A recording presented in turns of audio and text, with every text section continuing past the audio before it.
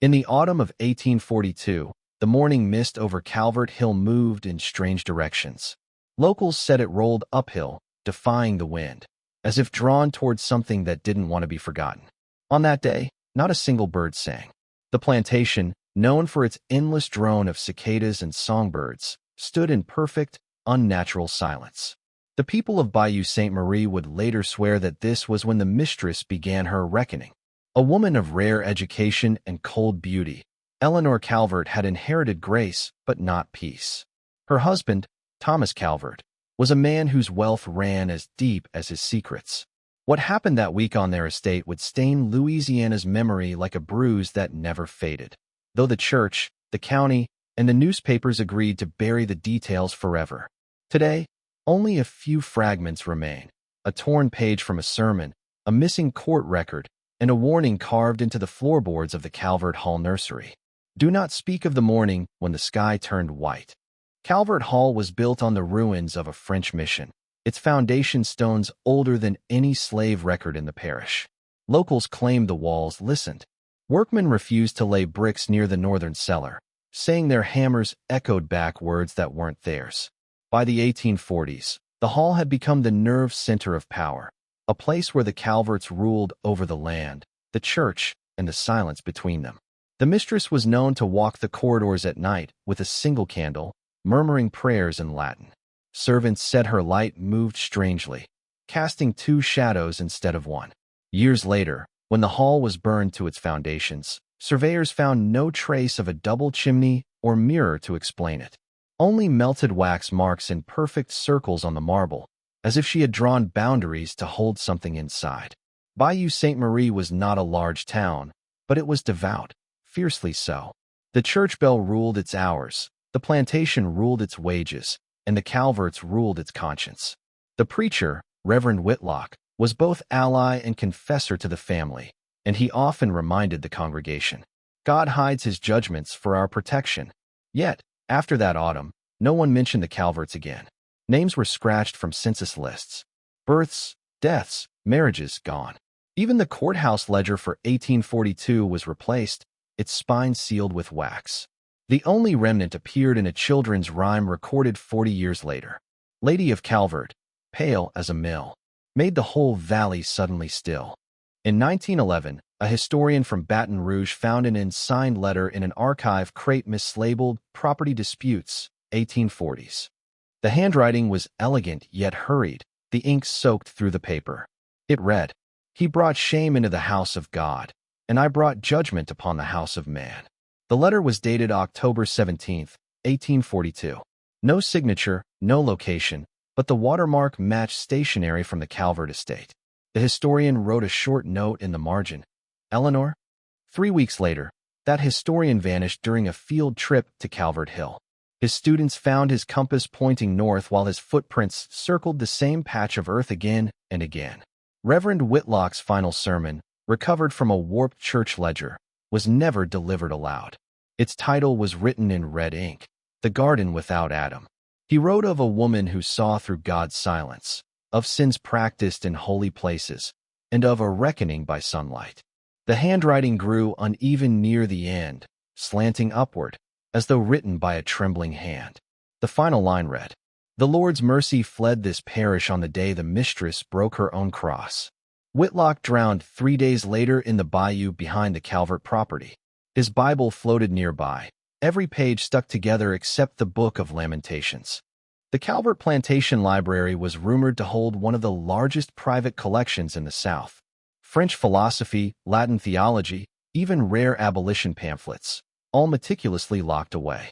After the fire of 1850, only one object survived, a small brass key fused into the stone hearth. Experts later discovered that the key belonged to a trunk containing property records and correspondence. When it was opened in 1928, the papers were blank, chemically bleached clean, as if by exposure to sun or acid. But one piece of parchment at the bottom had faint, raised impressions, like writing once pressed too hard. Under infrared light, the words emerged. "The truth is not in the fire. The truth is in the eyes that watched it burn." A single first-hand account survived from a housemaid named Mary Beth, recorded by parish officials before she was sent north. She spoke in trembling tones, describing a week when no master called for supper, and the mistress prayed for daylight that would not come. Her final words in the transcript are haunting. We saw him sit up by candlelight, but his eyes were not his. The mistress told us to lock every door, and she said the hill must not speak again. Mary Beth died 2 weeks later from fever, but some believe she was poisoned to silence her testimony. Her burial record lists her as unclaimed. On October 23rd, the entire town gathered at the plantation's front yard for what was described in later notes as a public absolution. No one remembered who summoned them. The church bells rang without a hand pulling the rope. Witnesses reported that the mistress stood on the mansion balcony, dressed in white, holding a family Bible bound shut with iron clasps. The air smelled of rain, though the sky was clear. She said only one phrase, over and over. The house must cleanse itself. The crowd dispersed in silence, and by morning, half the townsfolk who had attended were gone.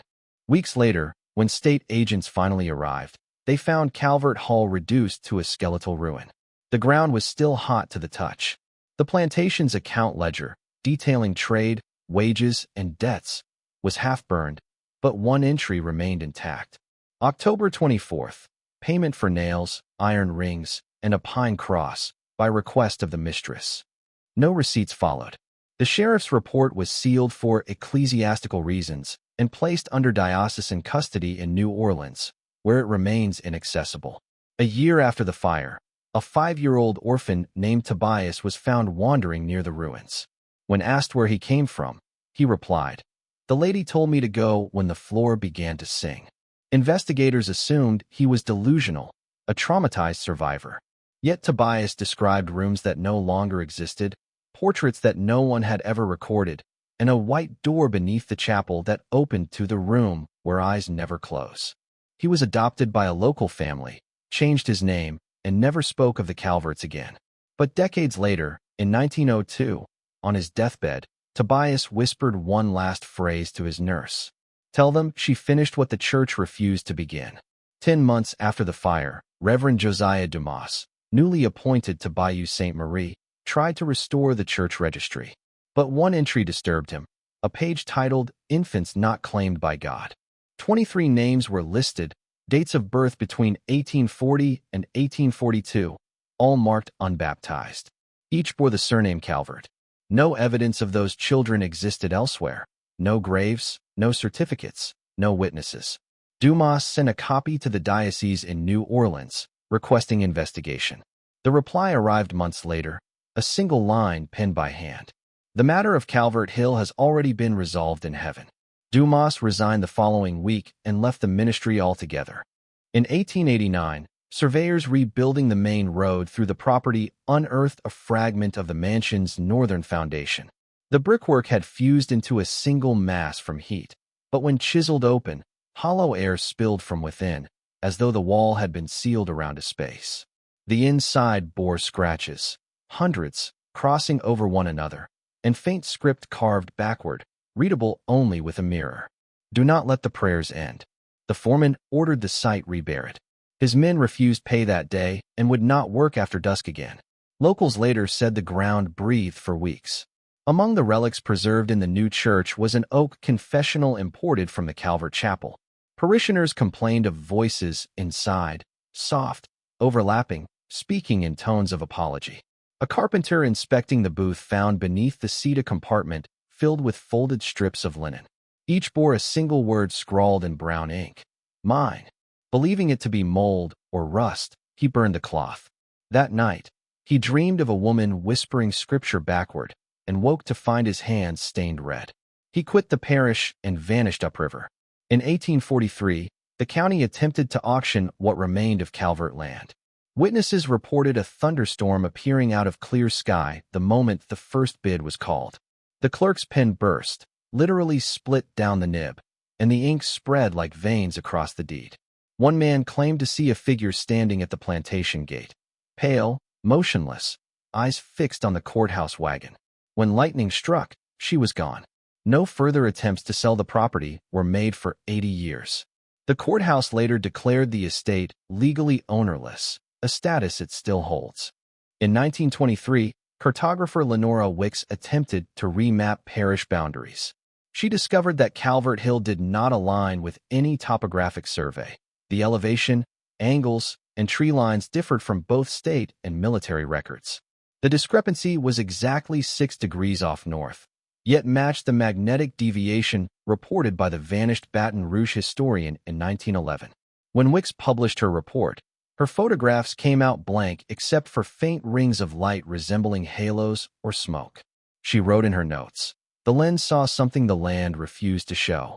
In 1894, workers repairing the churchyard heard a bell tolling beneath the soil.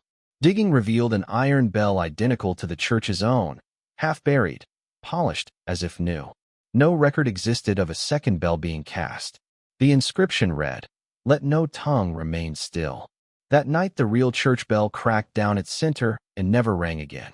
The buried one was moved to a museum in Baton Rouge, but visitors claimed it occasionally vibrated faintly, producing a hum near the frequency of human speech. In 1856, a nurse named Constance Hale wrote in her ledger of children born without sound. Every infant delivered within 10 miles of the Calvert ruins cried once, then never again. Doctors blamed swamp fever. Constance disagreed. She recorded one mother's plea. "They breathe, but they do not live." After 6 such births, the nurse left town, leaving only a note pinned to her uniform. The sin was not in the act, but in the silence. By 1905, a small school operated near the bayou. Its teacher, Miss Abigail Reeves, taught her students a banned poem she said belonged to this soil. One verse recited, "The mistress spoke to the dust, and it rose. She asked for truth, and it clothed her in ash." When the school inspector arrived, every child refused to speak. They stood, eyes closed, humming a single low note. The inspector described it as the sound of distance closing. Reeves was dismissed and committed to a sanatorium, where she filled her cell walls with lines of poetry in mud and blood. In 1919, an amateur photographer from New Orleans visited the site to document Louisiana's lost plantations. His glass plates developed normally, except those showing Calvert Hill. Every image of the ruins came back with the same distortion, dozens of blurred ovals where faces should be, as though the camera had captured movement too fast for light.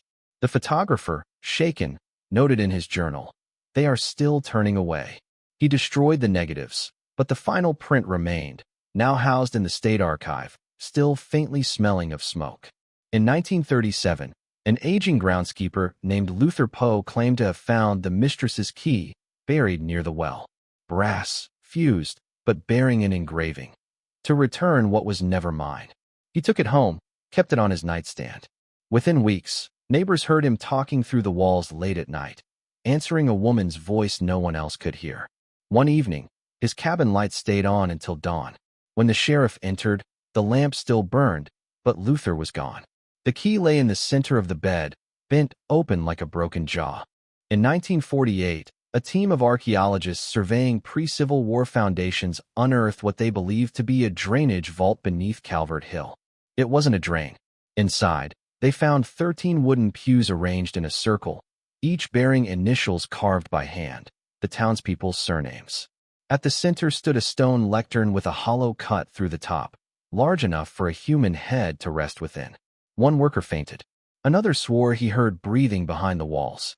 The site was resealed within hours, officially listed as unstable terrain. But the lead archaeologist later wrote privately, "The soil still remembers.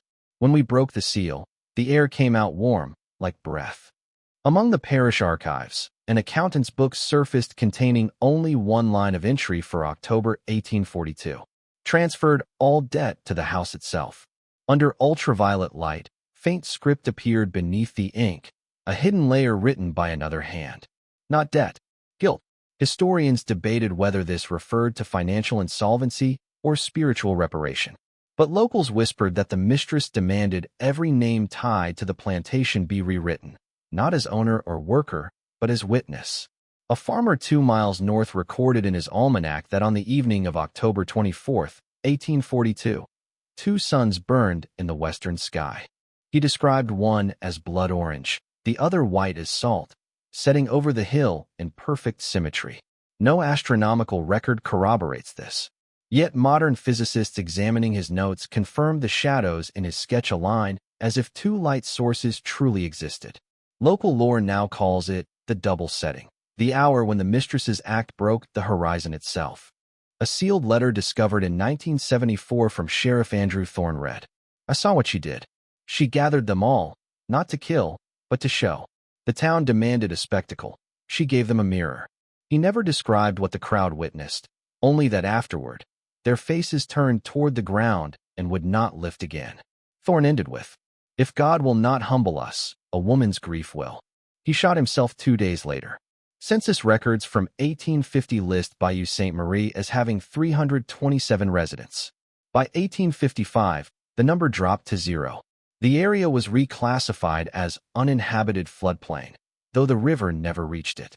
Survey maps show no flood damage, no fire spread, only blank space, as if the township were erased with a single stroke. Travelers who pass the coordinates today report a distinct pressure in the ears and a sudden taste of metal. No insects buzz there. The air feels weighted, as if carrying a secret too dense to rise. In 1979, a paranormal researcher left a recorder overnight near the Calvert ruins. At 3:14 a.m., the tape captured a faint female voice whispering, "I asked for truth, and the sky answered." Immediately after, the microphone registered a burst of static shaped like a human heartbeat. The rest of the tape played backward on its own, perfectly inverted audio without mechanical cause. When reversed, the whisper returned once more, gentler, pleading, "Tell them to finish the prayer." Dr. Elaine Horner, chief curator of state archives, reported recurring dreams while cataloging Calvert documents. She dreamt of a woman holding a candle that flickered blue. The woman would ask, "Do you keep their silence, too?" Each morning, the wax seal on the archive door was found softened, though no heat source existed. Horner retired early, convinced the mistress's vow had attached itself to every keeper of record, forcing them to guard a truth they did not comprehend. In 2002, ground-penetrating radar revealed a symmetrical pattern beneath the Calvert ruins, 2 concentric circles crossing at the chapel site. When mapped to scale, the design mirrored the solar alignment of Easter 1842, sunrise directly through the nave. At that precise moment 160 years earlier, witnesses had described a white glare that burned through the shutters. Scholars now propose that Eleanor Calvert orchestrated her act at dawn, using sunlight itself as instrument, an ancient echo of purification rituals older than the church. She turned divine light against human deceit, and the land never forgot. Today, Calvert Hill is fenced and overgrown, marked only by a weathered sign reading private property. No birds nest there. Visitors describe hearing faint bells underground, and the wind that moves against itself. Every few decades, a letter arrives anonymously at the parish office in Baton Rouge. Each envelope contains the same message, written in steady, feminine hand. "The house is clean. Keep your silence." Historians dismiss it as hoax. But locals know, every time one of those letters arrives, the town lights flicker, and for exactly 8 seconds, the bayou falls completely still.